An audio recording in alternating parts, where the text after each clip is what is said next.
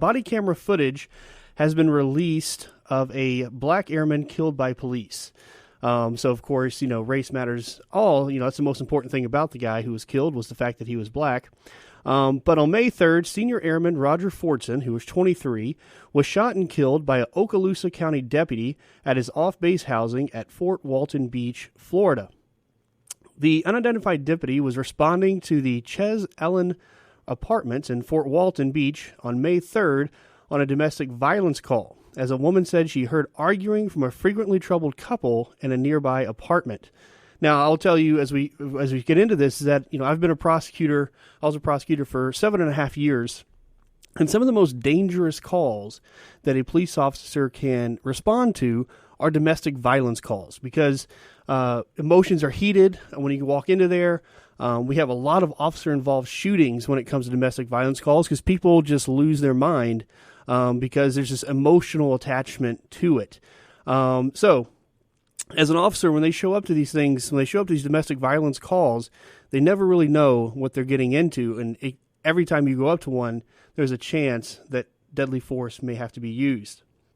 Now, Roger Fortson's family said that the deputy barged into the wrong apartment, according to them, and that the 23-year-old had armed himself with his own handgun, which was legal, in response to suspicious knocks at his door.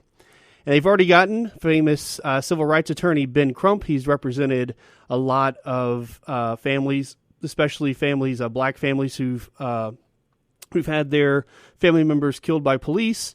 But he said on a Thursday press conference that Fortson, who died from his wounds, didn't know it was sheriff deputies outside. He said, for whatever reason, they thought he was a bad guy, but he was a good guy, Crump said, as he stood beside Fortson's heartbroken family. He said, he was a great guy. He was an exceptional guy. They took a patriot from us. Any law-abiding citizen who feels they have a right to the Fourth Amendment and the Second Amendment, they should be troubled by this. And the Okaloosa County Sheriff, Eric Aden, he also made a statement regarding what happened that night.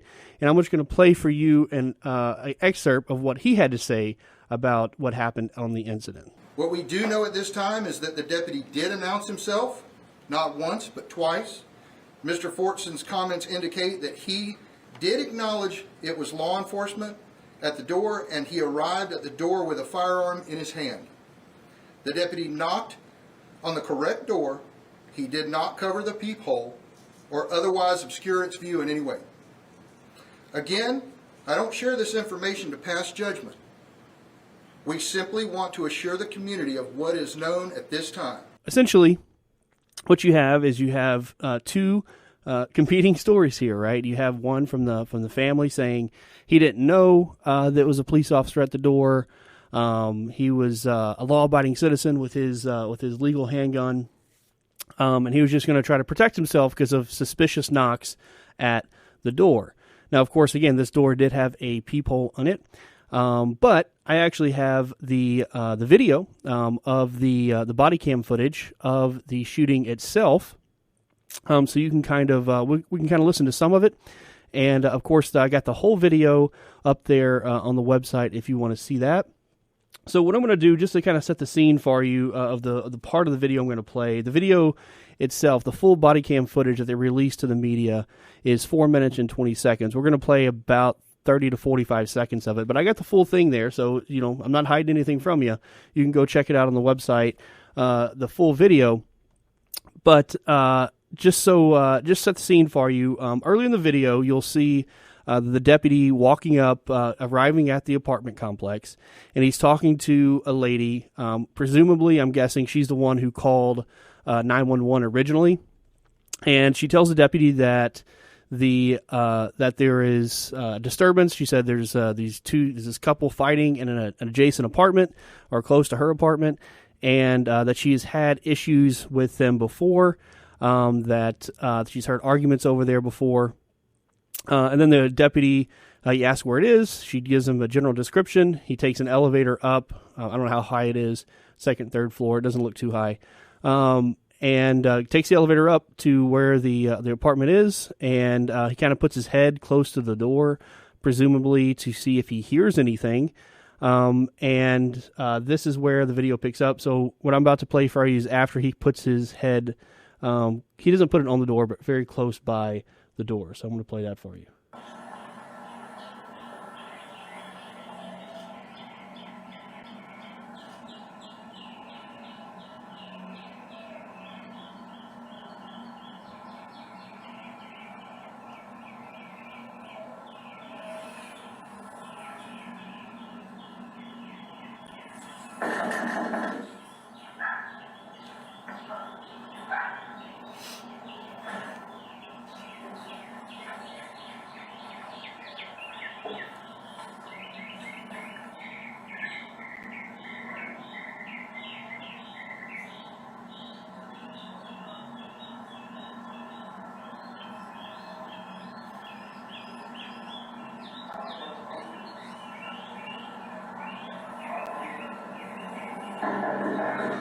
Sheriff's office, open the door!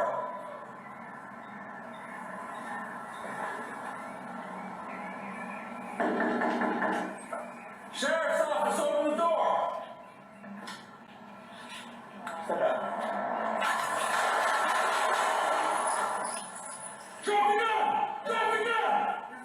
Drop the gun! 312, shots fired. Suspect down. Do not move! 312, get EMS my location. All right, so you can hear it here. There, he shot six. He shot 6 times at Fortson. So essentially, and again, you can watch the actual video on the website. But around minute 340 of the video, which was about 10 seconds in when I played it there, it may have been hard to hear without the context. But anyway, you can hear after the deputy is in front of a door and walks back, you can hear someone within the apartment, presumably Fortson, say something about police. So recognizing that there's a police officer outside the door, the deputy then after that loudly announces himself that he is with the sheriff's office and knocks on it. And then when Fortson opens the door, things happen very quickly. Again, you'll have to see it for yourself. He opens the door and he has what looks like the pistol, definitely a pistol, by his side. But then at a certain point, he kind of tries to pull it up or he tries to pick it up. It's kind of hard to tell. Whether he intended to do it to shoot with the deputy will never be known. I have a hard time believing that he would purposely want to shoot the deputy when he's right there. But it'll never be known what his actual intentions were. But some deference here has to be given to the deputy. I mean, the deputy here at any time could have been shot. He did not know, again, what he was rolling into. And, again, he doesn't know this guy's intentions. He doesn't know this guy is a senior airman or an airman or any of this other stuff, right? Or he had illegal possession of the weapon or any of that. He doesn't have time to think about those things. He just sees a guy at the door and he has a pistol by his side. He looks like he moves it, right? And again, the officer has announced himself several times. And again, domestic violence calls are very, very, very dangerous. It's hard to stress how dangerous that they are. In fact, I've done several premeditated murder. I've prosecuted several premeditated murder cases, and a vast majority of a big chunk of the premeditated murder cases that I have tried have been domestic violence related. It's been a husband killing his wife, right? And that's what he's coming into. So when you see a guy open the door with a gun, you don't know what's going on in there. He could have just killed somebody. He could have just been ready to shoot the officer. The officer just doesn't know. But this is why body camera footage is so important and should be mandatory for all police agencies.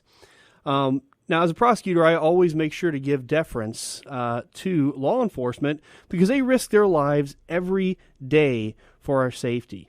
It is one of the most important jobs there is, right? And we have this trust with these police officers. However, because it is so important and the public must have trust in the police, as a prosecutor, I always go hard on any officer who violated this public trust or misused their power. But again, we have to also understand when we're watching this body cam footage, and I've seen a lot of body cam footage over my career as a prosecutor. Again, it's it's always easy to do the Monday morning quarterback thing, right? To say, hey, we're looking at it from a perspective of we know who this guy is, we know his history, things that the officer never would have known in that moment. He doesn't know anything about this guy when he's walking in there. All he knows is that it's a domestic violence call, right? In fact, again, this was a neighbor who called. So not even someone who could have given him further information. So he's just walking up on this scene with information that we now have he did not have, right? And again, it's also his life, and it's hard to really stress or how to emphasize that the amount of stress and pressure that is put on a police officer, right? That they are constantly under threat of someone shooting them, someone doing some kind of lethal action against them or non-lethal action against them that could harm them. Again, the most important thing is that they get back to their family. And however, in addition to this, with the extremely, extremely rare circumstance, an officer doesn't really show up on a scene or show up to a call knowing he is going to kill someone. He's not going up here. He's like, yep, I'm gonna murder a guy today, right? That's not how a police officer wakes up. Again, this is their job. They don't know what's going to happen. They don't know what's gonna come up on that scene, and their lives are threatened on a daily basis. And his life depends on a matter of milliseconds. Again, you're looking at this individual who you've announced yourself several times to, and he obviously has a pistol by his side, and it takes just a split second, just a really, really split second, for him to pull that pistol up and shoot you. He could shoot you in the head. He could shoot you anywhere that could kill you. And I believe it's I want to say it's HBO that has this series. It's like body cam footage of police officers, and a big part of it is police officer involved shootings. And anybody who wants to try a police officer, I think it's almost necessary for jurors to see some of these body camera footage to show you how something can change in a split second. There's this one video on there where the police officers they're arriving to a domestic violence call, just like this. A guy who's reportedly beating on his girlfriend's spouse, something to that effect. And when they come to the door, the guy just bolts off. So they chase after him, and as they're chasing after him, he turns around, literally in a split second, shoots twice, hits two officers in the head, and kills them both. Right? That's how quick. These officers were just trying to chase the guy, and he killed them in a matter of a split second. There are other videos on there where Pearson just turns around and shoots an officer. So again, it's very easy, to look at body camera footage is important, so we get a story, but it's they don't tell you what's going through that mind. You're not there in the presence of what's happening at the time it's happening, right? In the military, when we judge things like war crimes, we have something called the Rendulic rule.